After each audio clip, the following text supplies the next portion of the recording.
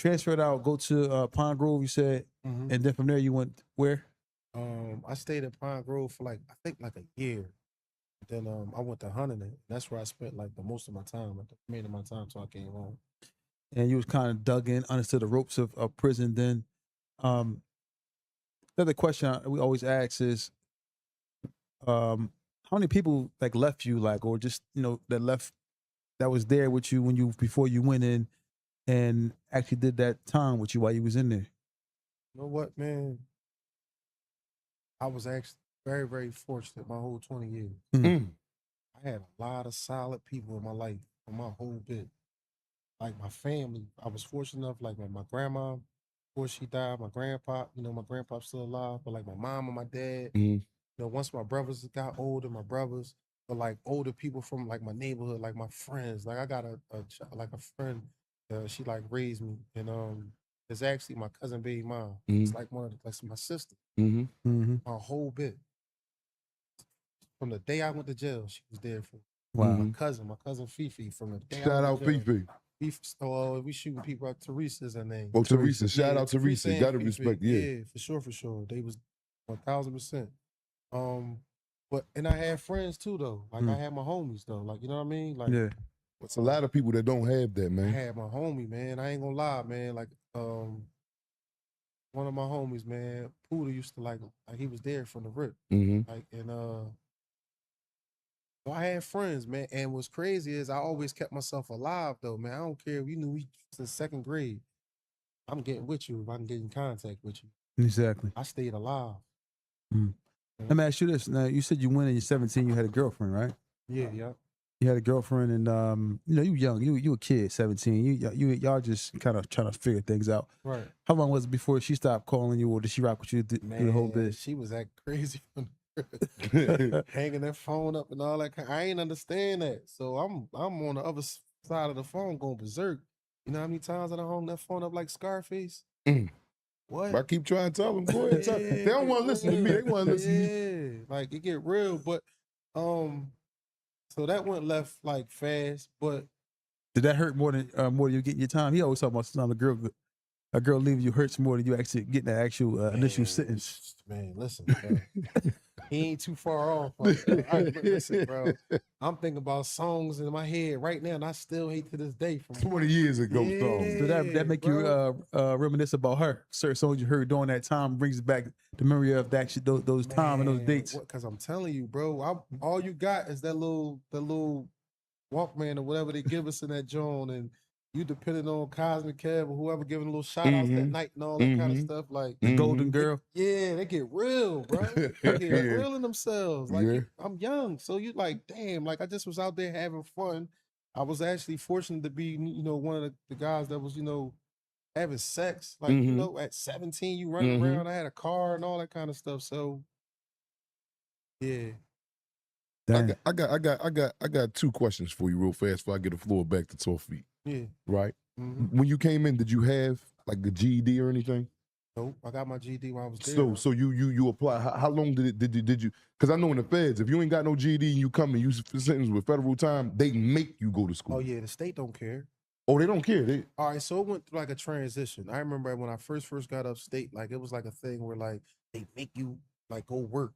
Yeah. And like the jobs, like the kitchen jobs was like beneath everybody. Nobody really wanted to work in the kitchen. They used to make you work in the kitchen. Then it like kind of like transition. Like if you sign up for something, I remember that kind of keeping the cheat off you. As long as you signed up for something, you was on file, like the go in there, yeah. Like you made the effort. Right. But I don't know, bro. I ain't had like no kitchen jobs and all that. Like Huntington kind of was like they didn't care about you for real. Like if you just want to die in the cell, you can just die in the cell. You don't never had to come out. Wow. Wow, that's never heavy. had to come out. Stand up for count, or some people didn't do that, but like you don't never had to come out.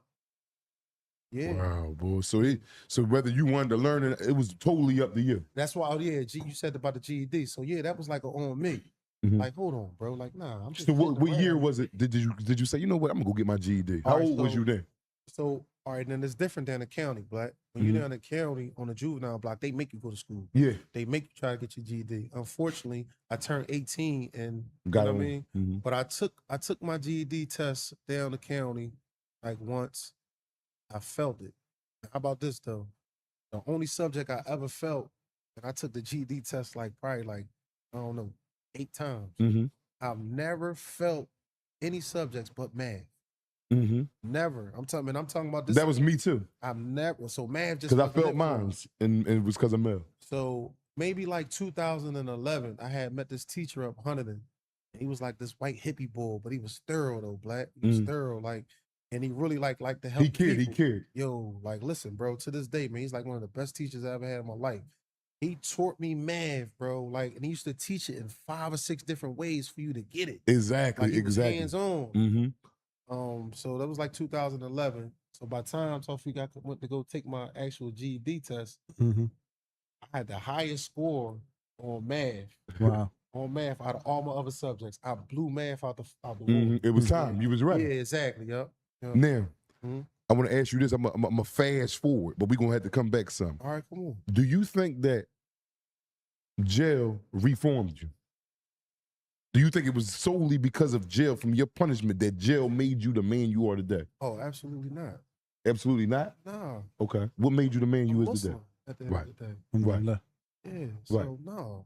Like, I don't say this like, I'm not saying this for the camera, but this is one of the things that I actually do, and the people that know me know this. Right. From the time I got found guilty and I went up Camp Hill. You listening, Black? Yeah, I'm listening. From the time I got found guilty and I went up Camp Hill to the time I came home and I was on quarantine, I was ready to leave out the building. I never missed a salat in between. Alhamdulillah. So, hell ain't do nothing. I dug deep. See, when I ask, right, I want to ask. I ask like on a more intricate level, like it's for, because like when I came to jail, I was dirty. Yeah. I ain't know how. I was young. Yeah. I ain't know how to wash up correctly and all that. Yeah. I think jail taught me to respect a man to the utmost. Yeah.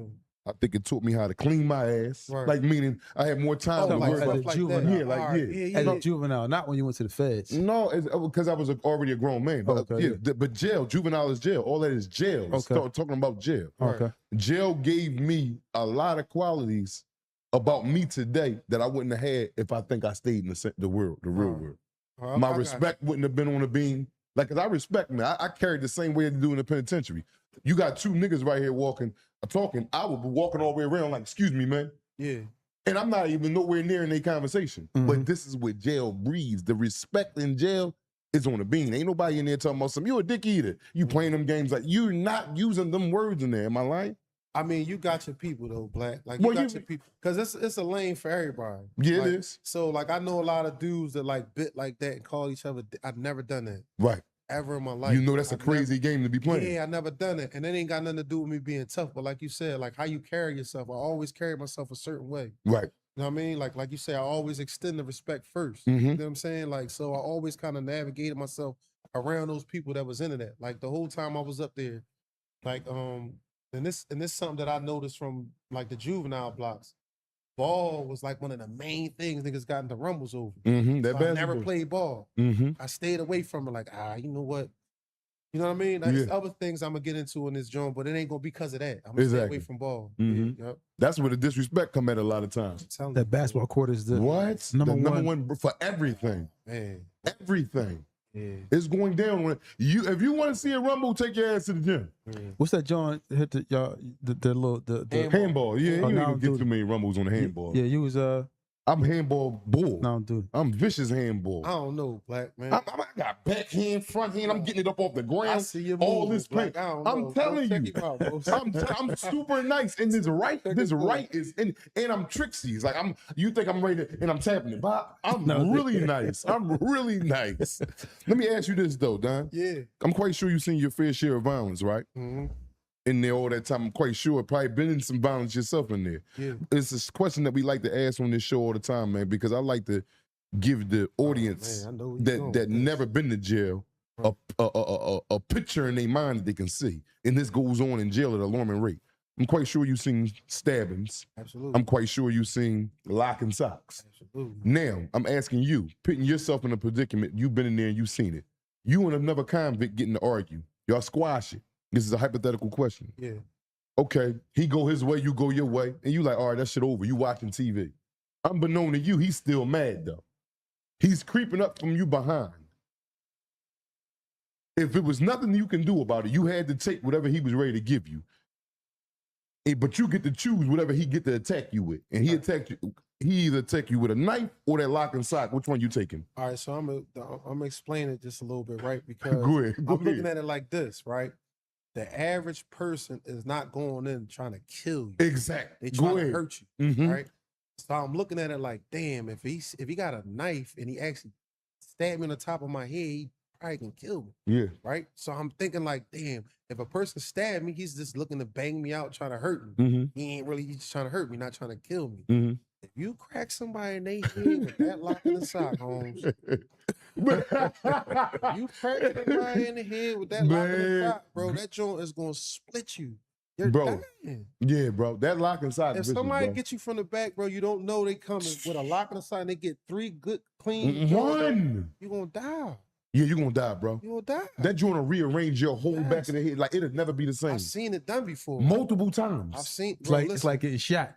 It's probably worse than getting shot, bro. Dude, man, right? And he was like off beat. He was up Pine Grove with me, and he wound up coming down 102, right? He was from Pittsburgh. Mm-hmm. I forget his name. Tall, light-skinned bull, hair all scattered, right? And people used to think he was a nut, tall feet. Mm. And listen, man, this bull was nasty with that lock in the sock. I'm dead serious, bro. He was catching niggas at He probably knew how to like, keep it short and everything. He walked all weird, like some tall, like goofy shit. No, but he was with it though. He was with it. And I seen, man, he was up Pine Grove, ice and shit. Yeah, that lock and sock, bro. Dudes don't even be the same after them Jones, man. Yeah, serious. Niggas forget their name and everything. Yeah. Bro, if you make it back all right, you're not gonna be all the way regular like you was before that lock and sock hit your head. Yeah, because I'm saying the stab wounds, you know, they heal up, Yeah. get stitched up. Them Jones there, they leave knots and stuff. Forever knots. Forever. Them Jones don't go down. I'm telling you, bro. Yeah. Bro, them Jones disfigure you, bro. For sure they disfigure you. And I just had to get you to answer that because you've been in there. And we always bring that up, the lock and sock or the knife. Yeah. Don't get me wrong. Like you brought up a great point. One of them, but You brought up a great point. Ain't nobody, every person I stabbed in jail, I wasn't looking to kill him. Right. It was just to set a tone, a statement. Yeah. Not to say that I'm a doctor and I know. Though, Black, I know some dudes that I don't know their intentions. Some niggas that used to be knifing people. Yeah, and it looked crazy. Like, oh, he looked like he was trying to kill him. Like, God damn, boy, that don't look like no little pop. No. Me, I was, you know, I'm stabbing ass, cheeks, legs, back. If you died from that, you was a weenie. Hold up. You know what I mean? I'm coming in, turn around, pop in. I stabbed you in your lower back, ass. Hey, you, Black, man. Yeah, I'm telling you. I ain't watching the episode. Not on dude. Yo, but for real, man, and it's real life stuff like that. So, so when you got about, because you said you had life, but you did 20 years out of it. Yep. So is it life like with numbers, or they just had to come back and examine? They sentenced me. I mean, you know, you get charged for the gun and Mm-hmm. the robbery or whatever the case may be, but it's all Goodbye. yeah. Getting life. Yeah. So. Just one play. My fault. So What you say, Black? no, I'm saying like, because I'm looking at life as life. You home there. Yeah. So would they overturned it and just left Oh you? no, I was juvenile lifer. So you know, in 2014 or 16, they came down there with that law. Well, 2014 they came with the law, said that no juvenile can get life for outside of murder. Mm-hmm. I think the guy had a rape case at the time, and so somebody had filed a case, and I think it was in Alabama, Miller versus Alabama, to say that, well, all right, if they can't get, it's unconstitutional to get life sentences for rape, then what about murder? We had the same mental capacity or whatever the case may be. They wound up passing that law. That's what Hands came home with. Exactly. I'm familiar with his name. I don't Big know. Hands, Maurice Williams. Big Hands. That's my homie from around my way. But he still did 20 plus years. Yeah. Exactly. Yeah. But he had life. Yeah. So when they came down with that decision in 2016, they said that it was unconstitutional for any juveniles to be sentenced to a life sentence without the possibility of parole. Parole. Right. So when that joint passed, and they made it retroactive for everybody that been sentenced to it, they let you right go. No. So they sent me my deal first. They the DA had constructed the deal or whatever. They were sending people different deals. Was you happy though? Like, damn, I might get some really. Man, bro, what? And so I knew it was gonna be a trickle down effect. Yeah. When the law first hit in 2014, I just didn't know how fast and how progressive like they was gonna move on the law. Exactly. So when it came straight down 2016, I'm like, oh. But now how is Pennsylvania, how Philadelphia gonna move on it as far as resentences? Exactly. So DA Krasner, man, like, he was like on the not trying to sentence people to like 30 and 60 years. Like he was like, yo, give them a fair shot. And I got a letter, and my deal was for 20 to life. Yeah. Yeah, bro. So you signed that joint fast?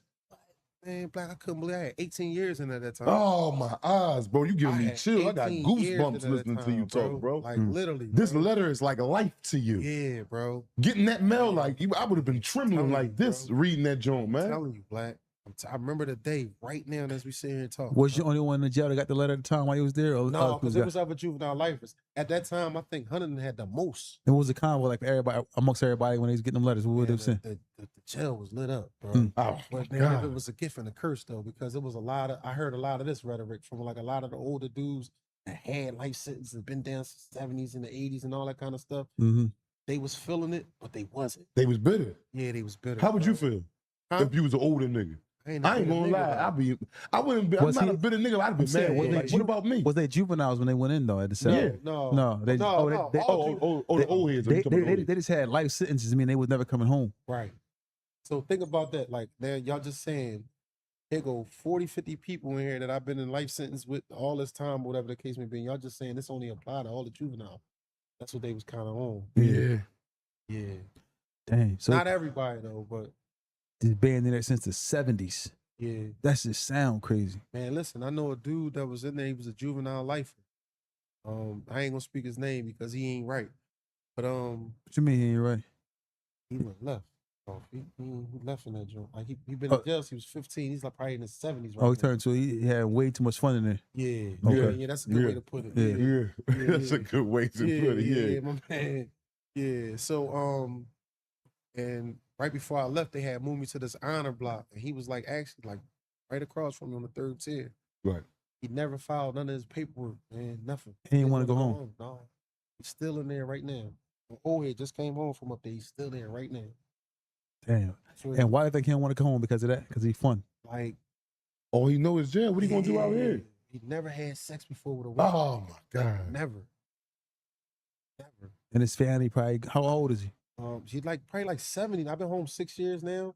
He was in his later 60s, then. So like 70. All he knows is jail. So he's still having way too much fun at 70 years old. Probably so, or he yeah, man. He be on the little white paws. He be all over.